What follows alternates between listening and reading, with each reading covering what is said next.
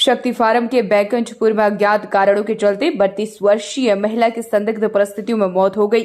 वहीं सूचना पर पुलिस ने मौके पर पहुंचकर शव को अपने कब्जे में लेकर पंचनामा भर पोस्टमार्टम के लिए भेज दिया है। मिली जानकारी के मुताबिक महिला अपने पीछे अपने 3 बच्चों को छोड़ गई है।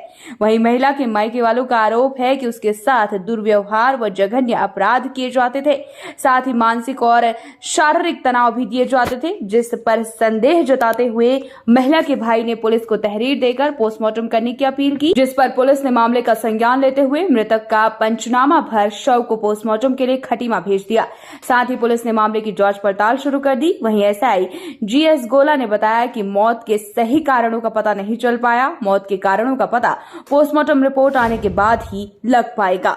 विश्वास पत्नी नारायण विश्वास निवासी बैकुंठपुर, इनका बरेली भूजीपुरा में इलाज चल रहा था करीब एक सप्ताह से।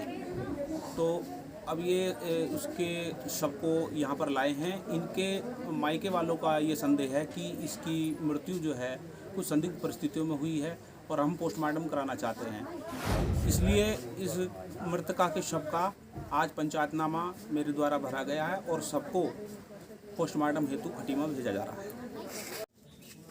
गुरुजी, क्या मामला था? मतलब क्या आज जो भी घटना घटित हुई है, क्या मामला है पूरा? देखिए, बैकुंठपुर में मेरी भांजी के साथ उनके ससुराल के पक्ष के द्वारा बहुत ही जघन्य अपराध की श्रेणी में जो आता है, उनके साथ दुर्व्यवहार हुआ। इस बात को उन लोगों ने छिपाने के बाद उन लोगों ने अपनी जो कुकृत्य है उसको ढकने के लिए उन लोगों ने हॉस्पिटल में लेके गए। हॉस्पिटल में लेके उस पर ट्रीटमेंट भी ढंग से नहीं आया, जनरल वार्ड में उसको फेंक दिया और उसके बाद उसकी मृत्यु हो जाती है। कल रात को हमें समाचार मिला कि मृत्यु हो जाती है। मृत्यु होने के बाद उसके पति से मैंने बात की, तो पति से मैंने कहा कि बेटा जो कुछ भी हो गया उसके पोस्टमार्टम रिपोर्ट करवा के आप घर ले आना, ताकि सच सबके सामने आए, ताकि आपके ऊपर भी कोई क्लेम ना आए। लेकिन उसके पति ने पूरी तरह से गुमराह किया और अंत तक उन्होंने ये कहा कि हम पोस्टमार्टम करवाएंगे, लेकिन धीरे धीरे समय बीतता गया और वो एक गाड़ी के जरिए मेरी भांजी की लाश को घर में लेके आए और पीएम नहीं करवाए। जब पीएम नहीं हुए तो मैं शासन से बात की। शासन से बात करने के बाद शासन ने कहा नहीं, एक पीड़ित महिला के साथ अन्याय हो रहा है, इसकी जांच होनी चाहिए।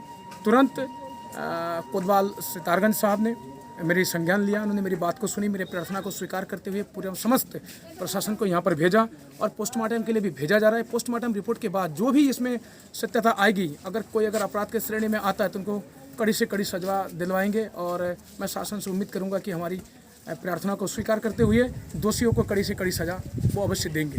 वो भी इंतजार कीजिए, पीएम रिपोर्ट आने के बाद ही मैं कुछ कह पाऊँगा। हमारे जो भांजी है उसके भाई के द्वारा तहरीर पुलिस चौकी में दी गई और मेरे द्वारा मौखिक सूचना मैंने सीओ साहब सितारगंज कोतवाल साहब को मैंने दी थी और शक्ति फार्म चौकी में इसकी लिखित तहरीर दी गई। तहरीर देने के बाद तुरंत कार्रवाई हुई। कार्रवाई होने के बाद ही यहाँ पर आए और इसकी पीएम रिपोर्ट के लिए भी जा रहे हैं, जो कि ससुराल पक्ष के द्वारा पीएम रिपोर्ट को नहीं करवाने की इनकी मंशा थी, ताकि जो इन लोगों ने जघन्य अपराध किया है उसको छिपाने की कोशिश की जा रही थी, जिसमें सबसे ज़्यादा संदेह उनके सास के ऊपर है।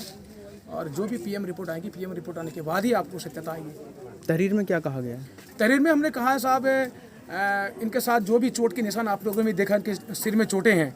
अगर सिर में चोटें हैं तो चोट की निशान कहाँ से आई, किसने दिया चोट, आखिर गिरी है तो कहाँ से गिरी, और गिरी है तो उनके जो नज़दीक उनके मायका है, उनके मामाओं का घर है, तो उनको सूचना क्यों नहीं दी गई? और अगर सूचना नहीं दी गई, जब उनको बार बार हॉस्पिटल में पता किया तब भी उनको क्यों नहीं धोखे में क्यों रखा गया? उन्होंने क्यों कहा कि अभी सब सही हो गया, सब ठीक है, जबकि उनके साथ गलत हुआ है, बहुत ही जघन्य कार्य हुआ है। और इसकी तस्दीक बाद में होगी, इसकी रिपोर्ट होगी, इसकी छानबीन होगी, तथ्य सामने आ गया। हमें पुलिस प्रशासन के ऊपर पूरी भरोसा है। पीएम रिपोर्ट आने दीजिए, पीएम रिपोर्ट के आने के बाद ही कौन दोषी है क्या नहीं है इसकी सत्यता सामने आएगी। क्या आप भी परेशान हैं अपने बिजनेस को लेके और ट्रेडिशनल विज्ञापन से? तो आज ही कॉल करें सितारगंज टीवी को और बनाएं डिजिटल प्रोफेशनल वॉइस ओवर विज्ञापन और छा जाएं अपने क्षेत्र में। अधिक जानकारी के लिए कॉल करें दिए गए नंबरों पर।